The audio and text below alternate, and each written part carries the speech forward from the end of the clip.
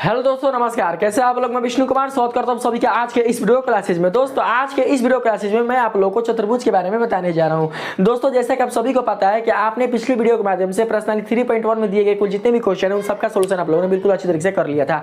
दोस्तों, इस वीडियो के माध्यम से मैं आप लोगों को चतुर्भुज के बारे में बताने जा रहा हूँ।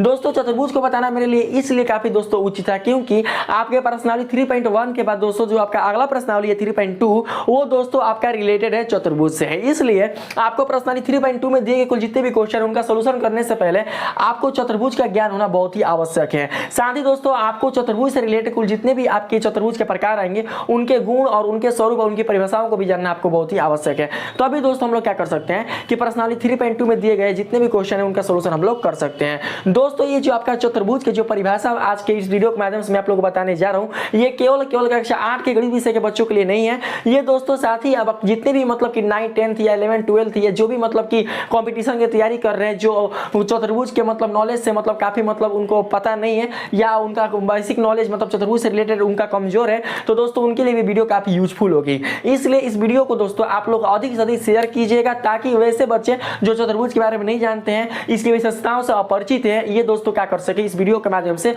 चतुर्भुज को अच्छी तरीके से समझ सके। तो दोस्तों हम लोग चतुर्भुज के प्रकार को पहले बाद में समझेंगे। सबसे पहले हम लोग ये समझेंगे कि चतुर्भुज वास्तव में होती क्या है, इसकी परिभाषा क्या होती है और चतुर्भुज में कौन कौन सी आकृतियां आती है, कौन कौन सी इसके विशेषताएं होती हैं, इन सबका दोस्तों हम लोग आज के इस वीडियो के माध्यम से इनकी चर्चा करने वाले हैं। तो आइए सबसे पहले हम लोग क्या करते हैं, बिना देर के स्टार्ट करते हैं अपने आज के इस वीडियो क्लासेज को। अगर जो भी बच्चे मेरी इस वाले वीडियो पर रहे होंगे तो प्लीज मेरी इस वीडियो को थोड़ा देख लीजिएगा। अगर वीडियो खूब अच्छा लगे तो भी आप मेरी इस वीडियो को लाइक और सब्सक्राइब कीजिएगा, अन्यथा नहीं कीजिएगा। तो दोस्तों आप देख सकते हैं कि चतुर्भुज की जो परिभाषा है कुछ इस प्रकार से, देखिए हम नाम से यहाँ पर समझ सकते हैं। ठीक है, यहाँ पर दोस्तों आपसे बोला है चतुर्भुज, ठीक है, चतुर्भुज। तो दोस्तों आप नाम से समझ सकते हैं यहाँ पर कि जब हम चतुर्भुज को दोस्तों जब हम खंडन करेंगे तो यहाँ पर ये खंडन दो रूपों में होगा, जिसमें पहला आएगा आपका चतु और दूसरा आएगा दोस्तों आपका भुज। बात को समझ रहे ना? तो यहाँ पर दोस्तों देखिए र है तो र के लिए हम यहाँ विसर्ग लगाते हैं, आप संधि पढ़े होंगे तो जानते होंगे। ठीक है, तो दोस्तों जो चतु है उसका मतलब होता है चार और भुज का मतलब होता है दोस्तों भुजा, यानी किसी भी आकृति में जो रेखाखंड संयुक्त होते हैं उन रेखाखंडों को उस आकृति का भुजा कहा जाता है। तो दोस्तों यहाँ पर देख सकते हैं कि यहाँ पर जो भुजाएं हैं वो कितनी है, चार है। तो यहाँ पर जो चतुर्भुज आपका नामकरण किया गया है तो कहीं ना कहीं इस चतुर्भुज में जो भुजाएं की जो संख्या होगी वो कितनी होगी दोस्तों, वो चार होंगी। तो केवल इसका संबंध चार भुजाओं से ही नहीं है, साथ ही दोस्तों हमको इसके बारे में और भी जानना है जो कि इसके परिभाषा के माध्यम से तैयार किया गया है।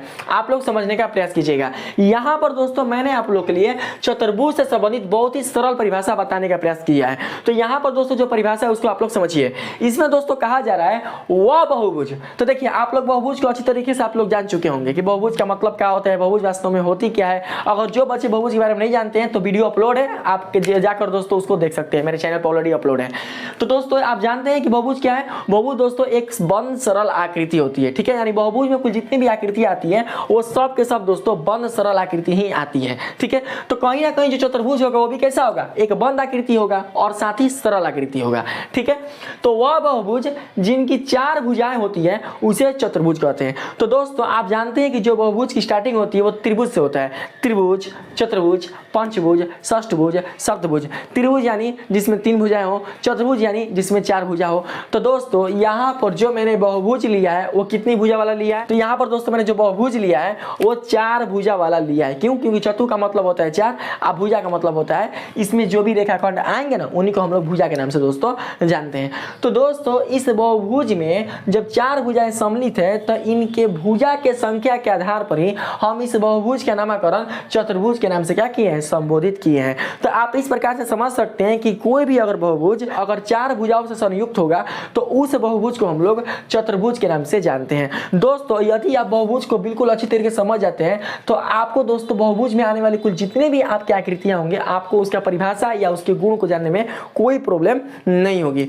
तो दोस्तों आप देख सकते हैं कि यहाँ पर कुल जितने भी आकृतियां हैं ये सब के सब दोस्तों आपके कैसे हैं, ये अपने चतुर्भुज के स्वरूप को प्रदर्शित कर रहे हैं, क्योंकि ये सब के सब क्या है दोस्तों, बंद सरल आकृति है। अगर हम बात करें दोस्तों यहाँ पर यूक्लिड ज्यामिति की, तो जो यूक्लिड था उन्होंने ये बताया था दोस्तों कि जो चतुर्भुज होता है एक बंद सरल आकृति होती है जिसमें चार भुजाएं सम्मिलित होती है। अब ऐसा नहीं है कि हम लोग घन को भी चतुर्भुज बोल सकते हैं, घनाभ को भी चतुर्भुज बोल सकते हैं, या साथ ही आप जैसा कि दोस्तों आप त्रिविमीय आकार वाले कोई भी अगर आप आकृति देखते हैं तो उनको हम चतुर्भुज बिल्कुल भी नहीं बोल बोल सकते हैं। हाँ, उनके जो प्रत्येक फलक होते हैं ना, उसे आप लोग क्या बोल सकते हैं, उसे दोस्तों बिल्कुल उसको चतुर्भुज आप बोल सकते हैं। ठीक है, जैसे कि मान के चलते हैं कि यहाँ पर दोस्तों, जैसे कि आप मान चलते बुक ले लिए, ठीक है, तो बुक में जो आप देखते हैं संपूर्ण, अगर आप बुक को देखिएगा तो संपूर्ण बुक से आपको क्या पता चलेगा, संपूर्ण बुक से आपको ये पता चलेगा कि उस बुक में लंबाई और चौड़ाई के साथ साथ उसमें ऊंचाई भी है। जबकि चतुर्भुज में क्या होगा दोस्तों, केवल लंबाई होगा और चौड़ाई होगा, यानी उसमें बिल्कुल भी ऊंचाई नहीं होगा, ऊंचाई का संबंध इसमें बिल्कुल भी नहीं है। क्योंकि दोस्तों ये त्रिविमीय आकृति ना होगा, कैसा आकृति है, वो द्विविमीय आकृति है। तो यूक्लिड के ज्यामिति के अनुसार दोस्तों जो चतुर्भुज है इसमें बिल्कुल भी ऊंचाइयां समाप्त रहती है। यदि इसमें ऊंचाई अगर मिलती है तो हम उसको चतुर्भुज न जानकर कोई और ही आकृति जानेंगे और वो अपने त्रिविमीय रूप में आ जाएगी। तो चतुर्भुज कैसा है, एक द्विविमीय आकृति है जिसमें लंबाई और चौड़ाई का समावेश होता है। और ये दोस्तों क्या है कि एक सरल रेखाखंडों से मिलकर बना हुआ एक समतल बंद आकृति है जिसमें चार भुजाएं सम्मिलित रहती है। तो दोस्तों अगर हम बात करें यहाँ पर पहला आकृति में, तो देख सकते हैं कि इसमें कितनी भुजाएं हैं। आप देख सकते हैं दोस्तों इसमें टोटल चार भुजा है, यानी अगर हम एक भुजा ये ले लें तो ये हो गया AB, ठीक है। फिर अगर एक भुजा ये ले लें तो ये हो जाएगा दोस्तों BC, ठीक है। अगर एक भुजा और ले लेते हो जाएगा यहाँ पर CD, एक भुजा अगर और लेती हो जाएगा DA, यानी कि यहाँ पर इनके चार भुजाएं आपको मिल रहे हैं, पहला AB, दूसरा BC, तीसरा CD और चौथा AD, ठीक है। तो ये दोस्तों जो आपकी आकृति है वो समतल है, यानी समतल पृष्ठ पर क्या हुआ है, बना हुआ है, ठीक है दोस्तों। और साथ ही साथ दोस्तों इस आकृति में टोटल रेखाखंड कितने आए भुजा के रूप में, 4 ठो आए हैं। और साथ ही यह दोस्तों जो आकृति है वो बंद है, और बंदी आकृति को हम लोग क्या बोलते हैं, बहुभुज के नाम से हम लोग जानते हैं। लेकिन साथ ही उसमें क्या नहीं चाहिए, रेखाखंड होनी चाहिए। अगर वो रेखाखंड नहीं होगा, सरल रेखाखंड, और वो वक्र होगा तो हम उसको बहुभुज नहीं बोलेंगे। आप लोग इस चीज को हमेशा अपने माइंड में दोस्तों हटाकर रखिएगा। उसी प्रकार से अगर हम आगे देखें इस वाले आकृति में, तो देख सकते हैं इनकी भी कुल कितनी भुजाएं हैं। तो दोस्तों आप इनकी भुजाओं को अगर बात करें तो देख सकते हैं कि इनकी भुजाएं कितनी है, 4 है। तो यहाँ पर हो जाएगा PQ, पहली भुजा हो जाएगा PQ, दूसरी भुजा हो जाएगा QR, तीसरी भुजा हो जाएगा RS और चौथी भुजा हो जाएगा दोस्तों PS। तो इसमें कितने भुजा आपको मिले, 4 भुजा मिले। उसी प्रकार से यहाँ पर देख सकते हैं इसमें कितने भुजा है दोस्तों, तो देख सकते हैं इसमें जो भुजाओं की कुल संख्या है वो है दोस्तों आपका 4, यानी कि E आपका हो जाएगा दोस्तों आपका A, E आपका हो जाएगा B, E हो जाएगा आपका C और E हो जाएगा आपका D, यानी AB पहली भुजा, BC दूसरी भुजा और CD तीसरी भुजा और AD आपका चौथी भुजा। इसके आकृति स्वरूप पर हमको नहीं जाना है, हमको यहाँ पर केवल संबंध दोस्तों हमको समतल बंद आकृति से। तो ये तीनों के तीनों आपको जो स्वरूप दिखाई दे रहे हैं वो कैसा दिखाई दे रहा है दोस्तों, वो एक प्रकार का दोस्तों आपके 4 भुजाओं से घिरा हुआ एक समतल बंद स्वरूप दिखाई दे रहे हैं, जो कि चतुर्भुज के रूप में जाना जाएगा। यहाँ पर देख सकते हैं इस वाले आकृति में दोस्तों आप जानते हैं कि जो आकृतियां स्वयं को प्रतिच्छेद करती है वो आकृतियां बिल्कुल भी सरल नहीं कहलाती है। तो हालांकि दोस्तों ये सरल नहीं है, ठीक है। तो देखिए हमने यहाँ पर सरल लिखा भी नहीं है कि वह बहुभुज जिनकी सरल भुजा है, देखिए यहाँ पर सरल लिखा भी नहीं है। हमने क्या लिखा, वह बहुभुज जिनकी 4 भुजा होती है उसे चतुर्भुज कहते हैं। तो दोस्तों यहाँ पर आप देख सकते हैं, अगर हम यहाँ पर दोस्तों इसके शीर्ष का अगर हम नाम दें, जैसे कि मान चलते हैं यहाँ पर नाम देते हैं P, Q, R और S, तो देख सकते हैं इसमें भी आपको 4 भुजाएं मिलती है, ठीक है। हालांकि दोस्तों इसका जो मतलब कि निरूपण है हमको इसमें नहीं रखना चाहिए था, लेकिन फिर भी आप लोगों को समझाने के लिए मैंने इसे इस फिगर में शामिल किया है, क्योंकि दोस्तों ये भी एक प्रकार का चतुर्भुज है। सरल ना होने की स्थिति में दोस्तों यह एक प्रकार का जटिल है। जटिल इसलिए है क्योंकि इनकी भुजाएं एक दूसरे को प्रतिच्छेद करती है, तो प्रतिच्छेद करने का इस चतुर्भुज को हम लोग जटिल चतुर्भुज के नाम से जानेंगे। ऐसा नहीं है कि ये चतुर्भुज आपका नहीं है। देख सकते हैं इसमें भी आपके 4 भुजाएं हैं, पहला है PQ, दूसरा है दोस्तों आपका PR, तीसरा है आपका QS और चौथा है आपका RS, यानी इसमें भी क्या है, 4 भुजाएं हैं। इससे बोल सकते हैं कि ये भी आकृति कैसी है, चतुर्भुज है, और इसे तो आप लोग समझ ही सकते हैं। तो इस प्रकार से आप जान सकते हैं दोस्तों कि चतुर्भुज में कौन कौन सी आकृतियां आती है और चतुर्भुज की जो परिभाषा होती है वो क्या होती है। सबसे अगर सरल अगर सिंपल परिभाषा की बात करें तो वो दोस्तों यही है कि वह बहुभुज जिनकी 4 भुजाएं होती है उसे चतुर्भुज कहते हैं।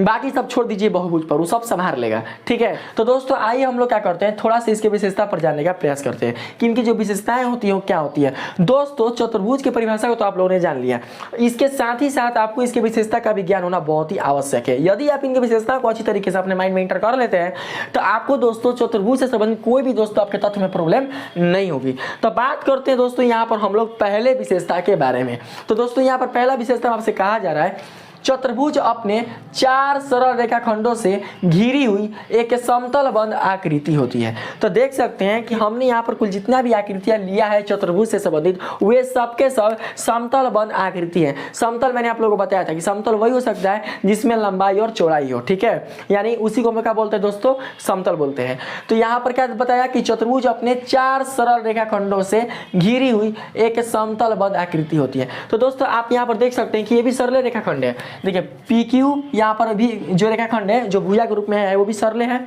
यहाँ पर जो क्यू एस है वो भी आपका सरल रेखाखंड है, और यहाँ पर दोस्तों जो आर एस है वो भी आपका सरल रेखाखंड है, और जो पी आर है वो भी क्या है, सरल रेखाखंड है। लेकिन चतुर्भुज के निरूपण में ये एक दूसरे को प्रतिच्छेद करते हैं, तो इसको हम लोग बोलेंगे जटिल चतुर्भुज। और कोई भी चतुर्भुज दोस्तों अगर आपको खुला मिलेगा तो उसको हम लोग चतुर्भुज नहीं बोलेंगे। हालांकि उसकी 4 भुजा है, अगर खुला है तो उसको हम लोग चतुर्भुज नहीं बोलेंगे। जैसे कि मान के चलते हैं कि यहाँ पर दोस्तों जैसे कि हम यहाँ पर अगर ऐसे हम मिटा दें, देखिए यहाँ पर हम लोग ऐसे मिटा दें तो खुला हो गया, ठीक है। हमने बताया था ना खुला के बारे में, खुली आकृति बंद आकृति सब मैंने आप लोग को बिल्कुल अच्छी तरीके से बता चुका है। तब हम इतना आगे लेकर आप लोग को आए हैं ताकि दोस्तों आप इसे बिल्कुल अच्छी तरीके से समझ सके, ठीक है। तो दोस्तों यहाँ पर देख सकते हैं आकृति कैसी है, खुली है। तो आप बोलिएगा कहीं पहला भुजा, दूसरा भुजा, तीसरा भुजा, चौथा भुजा। तो दोस्तों ये बिल्कुल भी आपका चतुर्भुज नहीं है। क्यों नहीं है? क्योंकि बहुभुज नहीं है।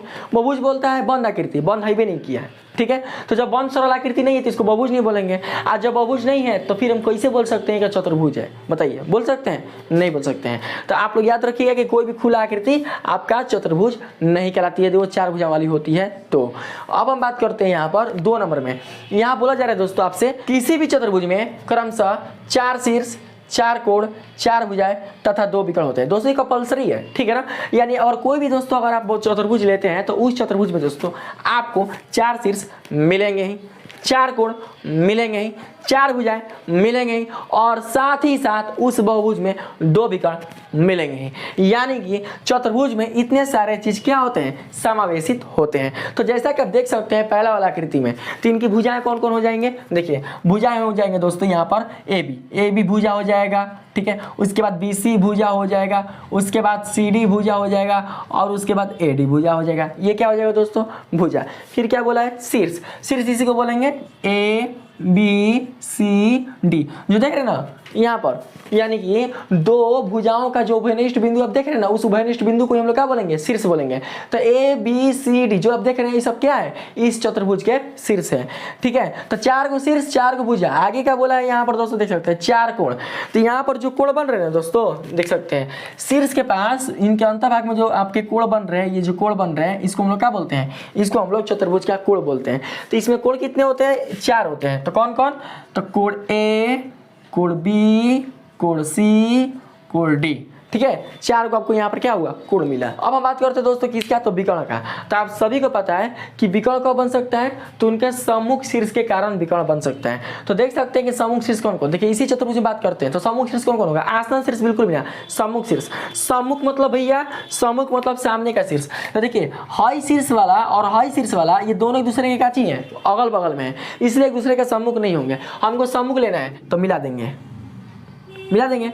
यानी कि किसी भी बहुभुज के अंतभाग में उनके समूह शीर्षों को मिलाने वाला रेखाखंड उस बहुभुज क्या क्या कहलाता है, विकर्ण कहलाता है। तो यहाँ पर हमने चतुर्भुज लिया है तो चतुर्भुज के समूह शीर्षों को मिलाया तो जो रेखाखंड निकल कर आया पी आर वही चतुर्भुज का विकर्ण कहलाएगा, ठीक है। एक और यहाँ पर देखने को आपको मिलेगा समूह शीर्ष, एगो क्यू और एगो एस। तो इन दोनों समूह शीर्षों को हम लोग मिलाते हैं तो कितने विकर्ण यहाँ पर आपको खींचे जा सकते हैं, 2 ठो। अगर दोस्तों आप सोचिएगा कि इसमें हम 2 से अधिक यहाँ पर विकर्ण हम ड्रॉ कर लें तो आप बिल्कुल भी अधिक ड्रॉ नहीं कर सकते हैं। अर्थात आप समझ सकते हैं कि चतुर्भुज में टोटल के टोटल मतलब अधिकतम से अधिकतम विकर्ण केवल 2 ही खींचे जा सकते हैं।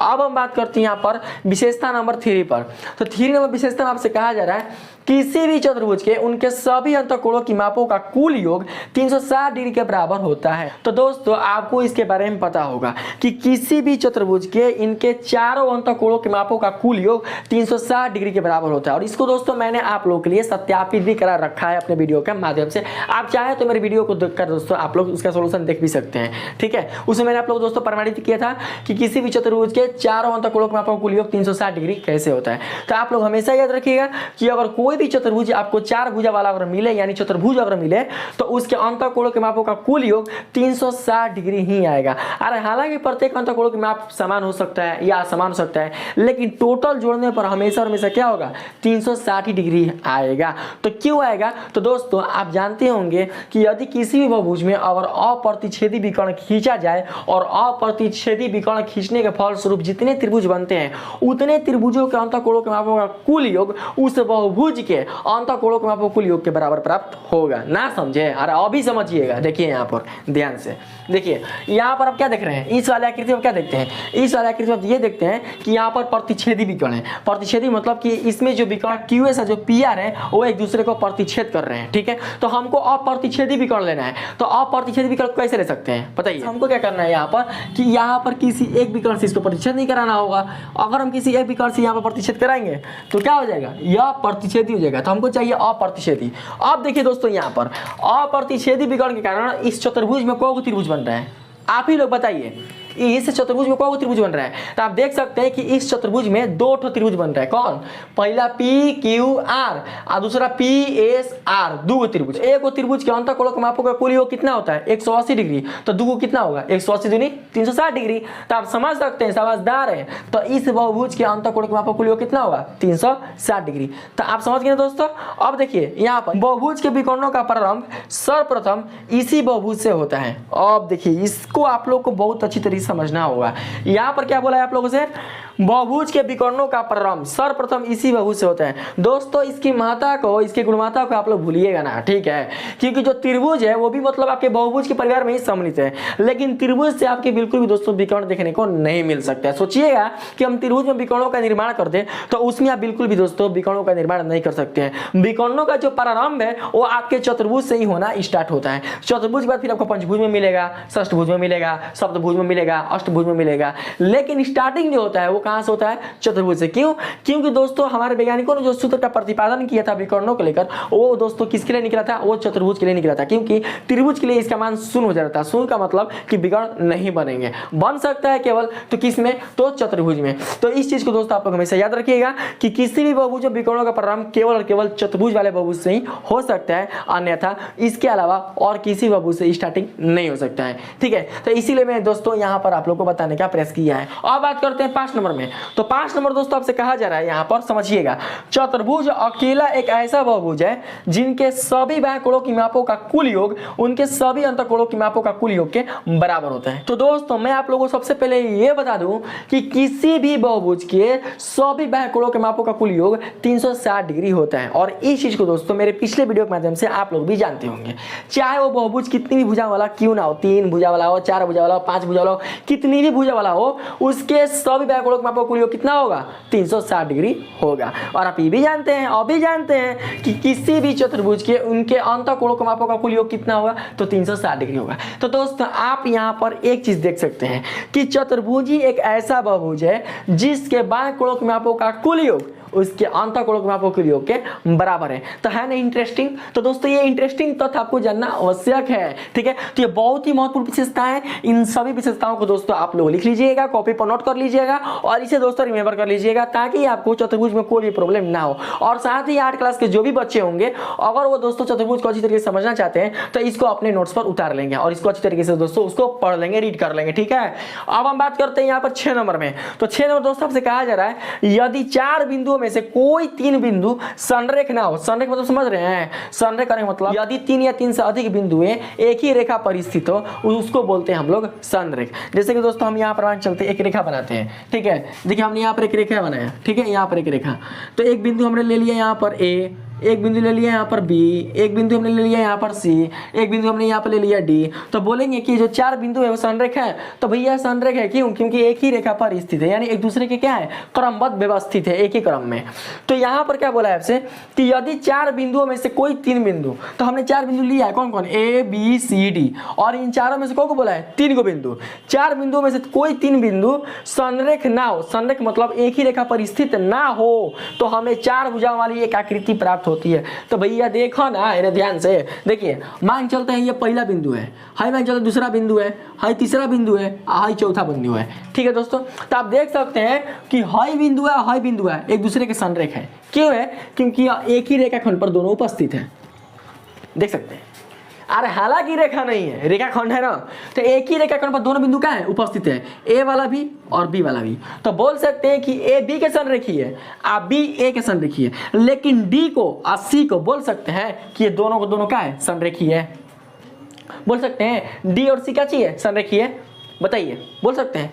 नहीं बोल सकते हैं। यानी कि दोस्तों जो डी और जो सी है वो ए बी रेखाखंड पर बिल्कुल उपस्थित नहीं है। और साथ ही आप इस आकृति में ये भी देख सकते हैं दोस्तों कि यहाँ पर जो ए डी और सी ये तीन को दोस्तों जो बिंदु आपको दिखाई दे रहा है ना, देखिए हाई ए, हाई डी, आई सी, ये तीनों के तीनों परस्पर एक दूसरे के संरेखी नहीं है। दो बिंदु परस्पर एक दूसरे के संरेखी होगा। देखिए अगर ए को बात करें अगर हम डी से तो दोनों एक दूसरे के संरेखी है। ठीक है, अगर हम सी को बात करें अगर हम डी से तो दोनों एक दूसरे के संरेखी है। अगर हम सी को बात करें बी से तो दोनों एक दूसरे के संरेखी है। लेकिन अगर बात करें तीन बिंदु होगा तो तीन बिंदु दोस्तों असंरेखी हो जाएंगे। यानी कि ए बिंदु और डी बिंदु और सी बिंदु ये तीनों परस्पर एक दूसरे से क्या है? असंरेखी। क्यों? क्योंकि तीनों तीनों एक ही रेखा पर उपस्थित नहीं है। तो यहाँ पर यही बताया जा रहा है आपसे कि यदि चार बिंदुओं में से कोई तीन बिंदु संरेख ना हो, ठीक, तो हमें चार भुजाओं वाली एक आकृति प्राप्त होती है। यहाँ पर दोस्तों जो भी देख रहे हैं सारे जो आकृति है वो कैसे बने हैं? वो दोस्तों तीन बिंदु संरेख ना होने की स्थिति में ही बने हैं।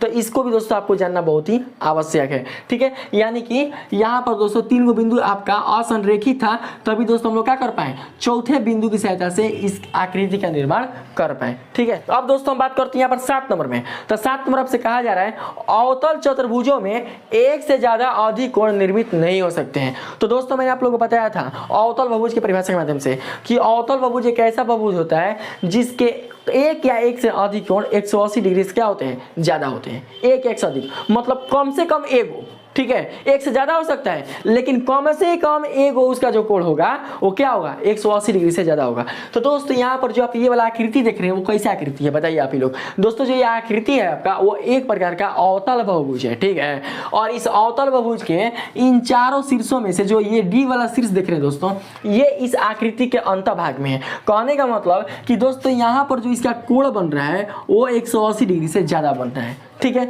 अगर 180 डिग्री कम बनता ना तो कोण ऐसा बनता, ऐसा बनता, ऐसा बनता, यानी बाएं भाग में बनता, जबकि इसका जो कोण है उस आकृति के अंतर भाग में बन रहा है। तो बोल सकते हैं कि यहाँ पर जो कोण है वो कैसा है? अधिक कोण है, यानी इसका मान जो है वो 180 डिग्री से ज्यादा है। तो अगर आप यहाँ पर क्वेश्चन ये कर सकते हैं कि सर क्या किसी चतुर्भुज में एक से ज्यादा अधिक कोण हो सकते हैं? तो बिल्कुल भी बाबू नहीं हो सकता है। अगर आप सोचिएगा कि यहाँ पर एगो आपका अधिक कोण बना है तो एगो और बना ले, तो ऐसा बिल्कुल भी संभव नहीं है। तो किसके लिए? केवल चतुर्भुज के लिए, या हाँ पंचभुज षष्ठभुज में हो सकता है लेकिन चतुर्भुज के लिए बिल्कुल भी संभव नहीं है। चतुर्भुज में दोस्तों आप एक से अधिक बिल्कुल भी अधिक कोण नहीं बना सकते हैं। अगर आप दोस्तों बनाना भी चाहें तो ये जो भुजा है आपका वो चार भुजा वाला होगा, आपका पंचभुज पकड़ लेगा। ठीक है, ये दोस्तों बिल्कुल भी मतलब असंभव है, नामुमकिन है, इसे हम बना ही नहीं सकते। बिल्कुल दोस्तों सत्यापित एक सिद्धांत है। इसलिए हमारे वैज्ञानिकों ने आप लोग को समझाने के लिए बताया कि किसी भी चतुर्भुज में या खासकर जो चतुर्भुज अवतल होगा उस अवतल वाले चतुर्भुज में एक से अधिक क्या हो सकते हैं? अधिक कोण नहीं बन सकते। मतलब उस कोण का जो मान होगा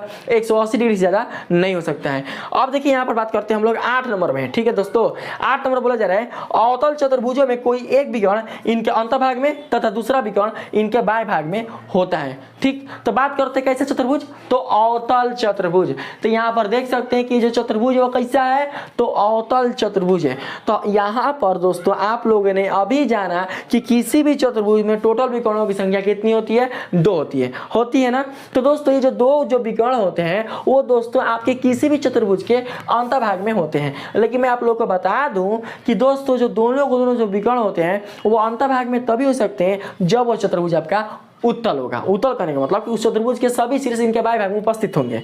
लेकिन दोस्तों यहाँ पर जो आप ये आकृति देख रहे हैं इस वाले बहुभुज का, इस वाले चतुर्भुज का, ये बिल्कुल भी दोस्तों आपका उत्तल नहीं है, ये अवतल है, क्योंकि इनके चारों शीर्षों में से कोई एक शीर्ष इसके अंतभाग में है। ठीक है, तो बोल सकते हैं कैसा आकृति है? ये दोस्तों एक अवतल बहुभुज वाला आकृति है। तो हम क्या करेंगे दोस्तों, इसमें विकर्णों को खींचेंगे, क्योंकि आपका जो चतुर्भुज है दोस्तों वो आपका उत्तल रहे या अवतल रहे, कैसा भी रहे, विकर्ण तो आपके दोस्तों 2 ही बनेंगे, दो से ज़्यादा नहीं बन सकते हैं। तो दोस्तों जब आप इसमें विकर्ण ड्रॉ करेंगे तो आपको पता है कि विकर्ण ड्रॉ तभी हो सकते हैं जब इनके सम्मुख शीर्ष मिलेंगे। तो सम्मुख शीर्ष क्या क्या मिल रहा है, देखिए दोस्तों, ए को सम्मुख शीर्ष मिल रहा है डी के सामने बी का, तो मिलाइए। अगर दोस्तों मिलाते हैं तो एगो यहाँ पर विकर्ण खिंचाएगा ना, बताइए। तो एगो विकर्ण यहाँ पर हुआ, अब फिर एगो सम्मुख शीर्ष मिल रहा है ए का सी के सामने, तो अगर दोस्तों इसको हमारा मिला देते यहाँ पर मिल गया, तो दो विकर्ण यहाँ पर खिंचाया गया। तो आप देखते क्या है यहाँ पर, आप ये देखते हैं कि जो हमने एक विकर्ण खींचा वो इस चतुर्भुज के अंतर्भाग में, और जो हमने दूसरा विकर्ण खींचा वो इस चतुर्भुज के बाएं भाग में। तो यही चीज यहाँ बताया जा रहा है कि अवतल चतुर्भुजों में कोई एक विकर्ण इनके अंतर्भाग में मतलब आंतरिक क्षेत्र में, और जबकि दूसरा विकर्ण इनके बाएं भाग में होता है। यानी एक विकर्ण इसके बाएं भाग में तो दोस्तों दूसरा विकर्ण इसके अंतर्भाग में ही बनेगा, या फिर अगर एक विकर्ण इसके अंतर्भाग में तो दूसरा विकर्ण इसके बाएं भाग में ही बनेगा। इस चीज को आप लोग हमेशा सुनिश्चित रखिएगा। क्वेश्चन पूछ सकता है कि अवतल चतुर्भुज के यदि कोई एक विकर्ण इसके अंतर्भाग में तो दूसरा विकर्ण कहाँ निर्मित होगा, अंतर्भाग में, बाएं भाग में। तो आपका जवाब क्या होगा बताइए। तो दोस्तों आपका जवाब यहाँ पर यही होगा कि बाएं भाग में। अगर अंतर्भाग में बना है तो बाएं भाग में, बाएं भाग में बनेगा तो अंतर्भाग में। तो इस प्रकार से दोस्तों आपका जो चतुर्भुज है और चतुर्भुज से संबंधित जो भी आपके विशेषताएं हैं वो बिल्कुल सरल तरीके से समाप्त हो चुके हैं। मुझे उम्मीद है कि आप लोगों ने आज की इस वीडियो के माध्यम से चतुर्भुज से रिलेटेड कुल जितने भी दोस्तों आपने विशेषताएं है उसको अच्छी तरीके से जान लिया होगा, और साथ ही आपने चतुर्भुज के गुण और इसके दोस्तों परिभाषा को समझने का बिल्कुल सरल तरीके से प्रयास किया होगा। और फिर भी अगर आपको चतुर्भुज से रिलेटेड कोई भी अगर आपको प्रॉब्लम होती है या इसमें दोस्तों कोई कॉन्सेप्ट आपको समझ में ना आया हो तो आप प्लीज मेरे कमेंट सेक्शन में आप कमेंट कर सकते हैं। मैं दोस्तों जल्द से जल्द आपके कमेंट का रिप्लाई करूंगा, ठीक है। अब दोस्तों हम लोग क्या करते हैं, अगली वीडियो में चतुर्भुज के प्रकार से संबंधित जो चतुर्भुज के प्रकार होंगे मैं आप लोगों को बताने का प्रयास करूंगा। तो आज के लिए इतना ही। अगले वाले वीडियो में बताऊंगा कि चतुर्भुज के प्रकार में कौन कौन से आपके चतुर्भुज सम्मिलित होते हैं, और उसके बाद प्रत्येक चतुर्भुज के लिए मैं वीडियो लेकर आऊंगा उनके विशेषताओं के साथ, जिससे कि दोस्तों आपको चतुर्भुज में आने वाले कुल जितने भी चतुर्भुज होंगे उन सब के बारे में अच्छी तरह की जानकारी हासिल हो सके। फिलहाल के दोस्तों इतना ही, मिलते हैं अगली वीडियो में। आज के लिए इतना ही, तब तक के लिए धन्यवाद।